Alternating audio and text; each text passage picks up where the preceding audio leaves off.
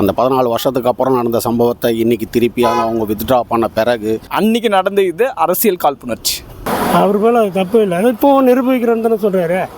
அதனால அது வந்து ஒரு பெருசாக நம்ம எடுக்க முடியாது. அது ஃபுல்லாக டிஎம்கே சைட்லேருந்து தான், ஃபுல் அண்ட் ஃபுல் டிஎம்கே சைட்லேருந்து தான் அவர் மேலே வழக்கு. அவரோட கூட்டணி கட்சிங்க மாறி மாறி வந்துட்டுருக்கு. கோர்ட்டு வரைக்கும் வழக்கு போய் இவ்வளோ நேரம் இது நிலுவையில் இருக்குன்னா கண்டிப்பாக ஏதாவது இருக்கும். ஒரு நாளைக்கு அவர் பேசுறதை பார்த்தா வந்து அவர் மேலே எதிர்ப்பு தான் ஜனங்க மத்தியில் வந்து அதிகமாகுது. அவர் கட்சியிலேருந்து தான் ஜனங்க போயின்னு இருக்காங்க.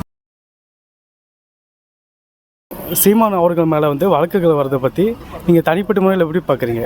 ஒரு மேலே தனிப்பட்ட முறையிலையும் வழக்கு போடுறாங்க, அரசியல் ரீதியாகவும் வழக்கு போடுறாங்க. அரசியல் ரீதியாக போடுற வழக்குங்கிறத பற்றி நம்ம கமெண்ட் அடிக்கிறது அது வந்து எல்லா அரசியல்வாதிகளும் செய்கிற ஒரு விஷயந்தான்.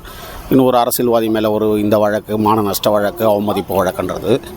தனிப்பட்ட வழக்கை பொறுத்த வரைக்கும் நான் அது வந்து 14 வருஷத்துக்கு முன்னாடி நடந்த சம்பவம். அந்த 14 வருஷத்துக்கு அப்புறம் நடந்த சம்பவத்தை இன்றைக்கி திருப்பி அவங்க வித்ட்ரா பண்ண பிறகு திரும்பி அதை கோர்ட்டு வந்து அது கோர்ட்டோட எல்லைக்குள்ளே வருது, அதுக்குள்ளே சொல்ல முடியாது. ஆனால் அந்த வழக்கே அவசியம் இல்லாததுன்னு நான் நினைக்கிறேன். அது அவருடைய இமேஜை ஸ்பாயில் பண்ணுறதுக்கு, டேமேஜ் பண்ணுறதுக்காக கொண்டு வர வழக்கு. அதில் எனக்கு வேறு எந்த இதுவும் இல்லை. அந்த வழக்கே தேவையற்ற உண்டு. சீமான் அவர்கள் மீது வந்து வழக்குகள் வரதை பற்றி நீங்கள் எப்படி பார்க்குறீங்க? தனிப்பட்ட முறையில் வருதுன்னு பார்க்குறீங்க, இல்லை அரசியல் ரீதியாக வரதை பார்க்குறீங்களா? அரசியல் ரீதியாக தான் வருதுன்னு சொல்லிட்டு நான் பார்க்குறேன். என்ன காரணம் அப்படின்னு பார்த்தீங்கன்னா, இப்போ ரீசெண்டாக நடந்த அந்த போலீஸோட இது வந்து பார்த்திங்க அப்படின்னா, ஜஸ்ட் அந்த சம்மன் வந்து பார்த்திங்க அப்படின்னா வந்து டைரெக்டாக போய் ஓட்டுறாங்க. இது வந்து பார்த்திங்க அப்படின்னா ஃபஸ்ட்டு வந்து எஃப்ஐஆர் போட்டு அவங்கள பொறுத்து என்கொயரி பண்ணியிருக்காங்க. பட் என்கொயரி பண்ணிட்ட பிறகு வந்து பார்த்திங்க அப்படின்னா மறுபடியும் அவரை ரீச் பண்ண முடியாத ஒரு சுச்சுவேஷன்ஸ் இல்லை. அவர் தமிழ்நாட்டில் தான் இருக்கார். அப்புறம் வந்து பார்த்திங்க அப்படின்னா ஒரு இம்மிடியேட்டாக வந்து ஆஜர் ஆகணும் அப்படின்னு சொல்லும் போது பார்த்திங்க அப்படின்னா அவருக்கு த்ரூ ஃபோனில் சொல்லியிருக்கலாம், இல்லை த்ரூ மெயிலில் சொல்லியிருக்கலாம், இல்லை வந்து ஏதாவது அவரோட கட்சி ஆஃபீஸில் கூட வந்து இது பண்ணி சொல்லியிருக்கலாம். அதுக்காக வந்து போலீஸ் போயிட்டு டைரெக்டாக போயிட்டு அரஸ்ட்மெண்ட் பண்ணது, அவங்க வீட்டில் போயிட்டு சம்மன் ஓட்டிட்டாங்க. அதுக்கப்புறம் மறுபடியும் இன்னொரு போலீஸ் வந்து போயிட்டு அவங்கள காவலாளிங்கள்லாம் இது பண்ணது வந்து பார்த்திங்க அப்படின்னா ஒரு ஜனநாயக குற்றம் தான் அப்படின்னு நம்ம பார்க்கணும். ஓகேங்களா? ஸோ என்னோடய கருத்து, என்னோடய பர்சனல் ஒப்பீனியன் அதுதான். நெக்ஸ்ட்டு வந்து பார்த்திங்க அப்படின்னா அவருக்கு வந்து இது வந்து ஃபுல் அண்ட் ஃபுல் வந்து பார்த்திங்க அப்படின்னா ஒரு பாலியல் வன்கொடுமைன்றது தப்பு தான். அந்த கேஸை எப்படி அணுகணுமோ அதை வந்து சட்டப்படி அணுகணும். சட்டப்படி அணுகாமல் வந்து பார்த்திங்க அப்படின்னா ஜனநாயகப்படியும் அணுகலாம், சட்டப்படியும் அணுகலாம். ஒரு காழ்ப்புணர்ச்சி, அரசியல் காழ்ப்புணர்ச்சி காரணமாக வந்து அவங்கள பண்ணுறது மிகப்பெரிய தப்பு. ஓகேங்களா? என்னோட பர்சனல் ஒப்பீனியன் அதுதான். அவர் அரசியல் சூழ்நிலைக்காக அந்த அன்றைக்கி நடந்த இது அரசியல் காழ்ப்புணர்ச்சி. அவர் மேலே அது தப்பு இல்லை, அது இப்போ நிரூபிக்கிறேன்னு தானே சொல்கிறாரு. அதனால அது வந்து ஒரு பெருசாக நம்ம எடுக்க முடியாது. எவ்வளோ பேர் கண்ணுக்கு தெரிஞ்சு பண்ணதே மறைச்சிடுறாங்க.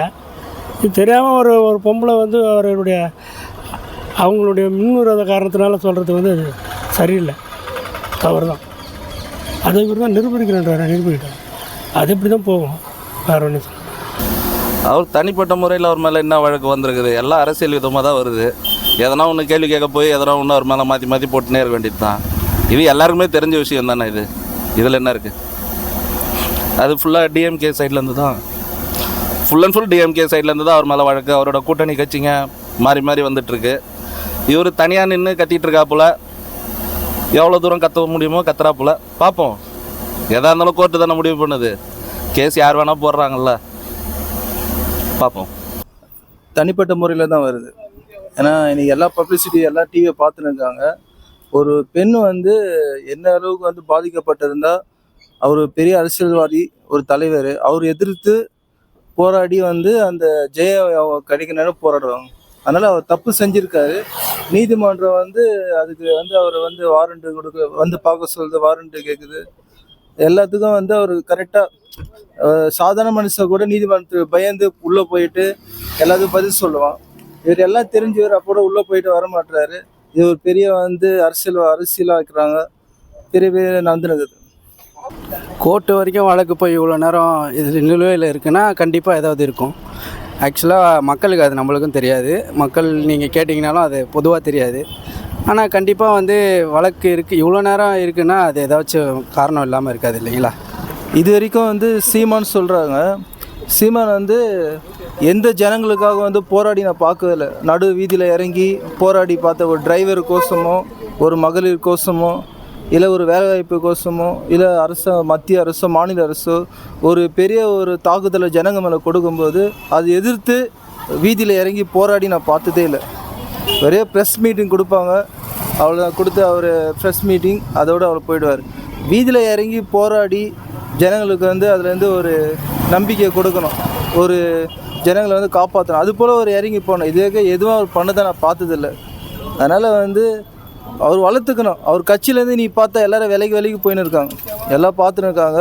ஒரு நாளைக்கு அவர் பேசுறதை பார்த்தா அவர் மேலே எதிர்ப்பு தான் ஜனங்க மத்தியில் அதிகமாகுது. அவர் கட்சியிலேருந்து தான் ஜனங்க போயின்னு இருக்காங்க. அதனால் கட்சியை எப்படி வளர்க்கணும்னா ஜனங்களுக்காக பாடுபடுற போல் இறங்கி போராடுற போல் அது போல் நடத்தினா அவர் கட்சி நல்லாயிருக்கும், வலுவாகவும் இருக்கும்.